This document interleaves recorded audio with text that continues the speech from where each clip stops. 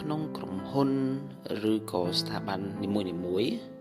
យើងតែងសង្កេតឃើញថាការប្រើប្រាស់អ៊ីមែលគឺជាមធ្យោបាយដ៏ល្អក្នុងការទំនាក់ទំនងជាលក្ខណៈផ្លូវការប៉ុន្តែយើងត្រូវពិចារណាថាតើយើងបានប្រើប្រាស់នៅមធ្យោបាយនឹងអស់ពីលទ្ធភាពដែរឬនៅក៏លេចទៅមើលបញ្ហាមួយចំនួនដែលអ្នកនរគ្នាគួរតែពិចារណាវាអាចជាទម្លាប់មិនល្អមួយក្នុងការប្រើប្រាស់អ៊ីមែលទម្លាប់ដែលមិនល្អដែលខ្ញុំអាចលើកមកនៅថ្ងៃនេះគឺតាក់ទងទៅនឹងការ ignore email ដែលបុគ្គលិកធ្វើការជាមួយគ្នាឬមួយថ្នាក់ដឹកនាំបានផ្ញើទៅអាចថាមានតិចតួចទេអាចថាបុគ្គលិកមួយចំនួនតូចទេដែលគាត់តែងតែ ignore នៅអាចថា email ដែលក្រុមការងាររបស់គាត់ផ្ញើទៅហើយគាត់ទោះបីជាគាត់មើលក៏យើងមិនដឹងថាគាត់មើលហើយទោះបីជាគាត់យ៉ាងម៉េចក៏ដោយគឺគាត់មិនឆ្លើយតបជាមួយនឹងយើងរាល់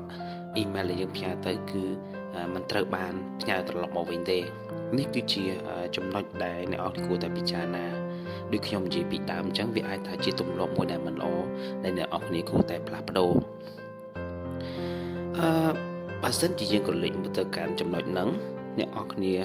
ត្រូវគិតទៅថា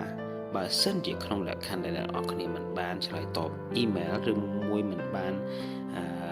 ប្រើប្រាស់មធ្យោបាយផ្សេងដើម្បីឲ្យគាត់ដឹងថាយើងទទួលបានហើយអីហើយអាហ្នឹងគឺមិនបានបង្ហាញពីការគោរពគ្នាទេគឺយើងធ្វើហ្នឹងគឺឲ្យបានឲ្យតម្លៃគ្នាទេនៅក្នុងក្រុមការងារនៅពេលឧទាហរណ៍ថាជាក់ស្ដែងថានៅពេលដែលយើងព្យាយាមផ្ញើសារផ្ញើអ៊ីមែលទៅ2 3 4 5អត់តបថ្ងៃក្រោយទៅផ្ញើយូរទៅធ្វើឲ្យអ្នកដែលគាត់ផ្ញើហ្នឹងគាត់អត់ចង់មានទំនាក់ទំនងមួយយើងទៀតទេមិនត្រឹមតែមិនឲ្យតម្លៃទេមិនត្រឹមតែមិនទទួលបានតម្លៃពីគ្នាទៅវិញទៅមកទេអ្នកទាំងអស់គ្នានឹងធ្វើឲ្យបាត់បង់នៅទំនាក់ទំនងនៅក្នុងកន្លែងការងារទៀតជាទូទៅយើងសង្កេតឃើញហើយបើសិនជាឧទាហរណ៍ជាក់ស្ដែងដូចគេនិយាយមួយម៉ាត់ពីរម៉ាត់ហើយគេប្រាប់ទៅគេសួរទៅក៏អ្នកនរគ្នាមិនឆ្លើយមិនអីហើយគេប្រាប់ក៏មិនផ្ដល់ព័ត៌មានមិនអីអញ្ចឹងយូរទៅគេខ្ជិលគេថាយើងមិនដឹងថាអ្នកនរគ្នាគិតយ៉ាងម៉េចអីអញ្ចឹងទៅយូរទៅគេខ្ជិលហើយគេនឿយណាយហើយអញ្ចឹងថ្ងៃក្រោយទៅមានបញ្ហាមានជាព័ត៌មានអីផ្សេងគឺគេឈប់ចែករំលែកហើយចឹងអ្នកនរគ្នានឹងបាត់បង់នៅព័ត៌មានមួយចំនួននៅកន្លែងការងារអញ្ចឹងខ្ញុំគិតថាល្អបើសិនជាអ្នកនរគ្នាអាចកែប្រែចំណុចហ្នឹងបានព្រោះវាមិនពិបាកទេពេលវេលាសមរម្យសម្រាប់ការ check email គឺនៅពេលដែលអ្នកទាំងអស់គ្នាចាប់ផ្ដើមការងារចូលមកភ្លាមអញ្ចឹងអ្នកនរគ្នាអ្វីដែលអ្នកនរគ្នាគួរតែធ្វើមុនគេគឺ check នៅ email ហ្នឹងហើយអាហ្នឹងគឺចំណុចដែលល្អបំផុតមុននឹងអ្នកនរគ្នាចាប់ផ្ដើមនៅការងារអីផ្សេងដទៃទៀតការមិនបានឆ្លើយតបអ៊ីមែលវាអាចធ្វើឲ្យយើងជួបនៅ